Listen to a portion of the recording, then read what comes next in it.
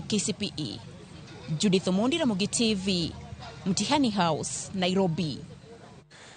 Jopuonjre ma yawuoyi pod medo timo maber e penj mar kwano kod science, kama nyiri timo maber e penj mag dhok kaka kisungu kod oswayo. Thuolo wi kwan nyithindo ma nyiri kod machuo bende osebedo ka diyore, ka kwan jopuonjre ma ndikore ne penjgi ka pimo gi joma nyiri kod joma chuo, ata malo margi medo bedo matin.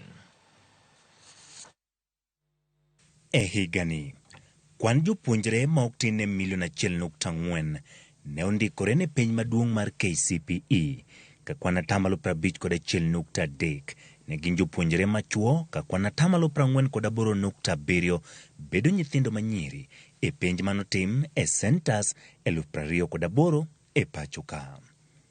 Jatend migawo ma somo Ezekiel Mashogu e kinde lando duoko ne olero ni penj ariyo manotim higani, dho ngere kod oswayo, ka achiel kod somo mar joma nigi ng'ol mar winjo, ne ondiko duoko makare ka ipimo kod higa mokadho. Penj 8 kamoting'o sigana mar Kiingereza, sigana mar oswayo, kwano, science, somo mar din duto mar Islam kod Jokristo ne ondiko duoko modok piny ka ipimo kod higa mokadho. The performance of candidates in each and every subject was as follows.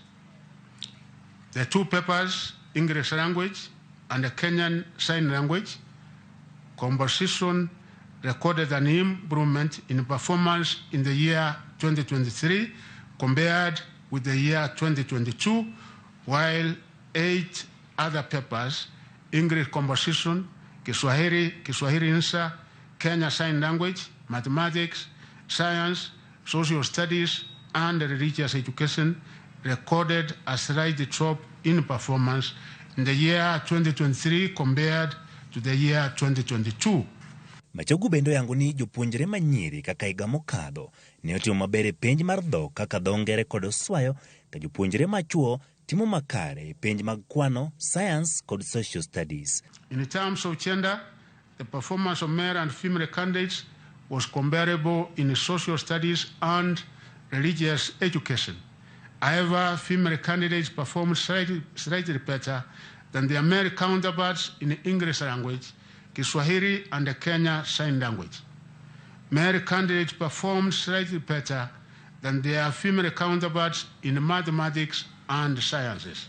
Ka ipimo higani kod higa mokadho, medruok ne oneno ewi kwan jopuonjre manondikore ne penj kamoriwo jopuonjre machuo kod manyiri. E higa mag 2022, jopuonjre manyiri 617,775 ne ondikore ne penj, ka 612,887 ne obet 689 788 ne ondikore, ka 685,017 ne otimo penjgo. Mano momedore kod kwan mar 72,130 manyiso kwan 11.77 e medruok. Jopuonjre machuo higa mar 2022, kwan maromo 626,560 ne ondikore, ka kwan mar 620,965 ne otimo penj. E higani, kwan mar 726,513 ne ondikore, ka kwan mar 721,544 ne otimo penj, ma en kwan 16.2 ma omedore.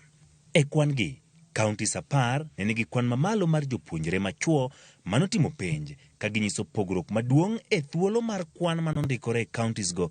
Mano bende gin Mandera, Garissa, Turkana, Wajir, Machakos, Nyamira, Baringo, Nandi kod Makueni.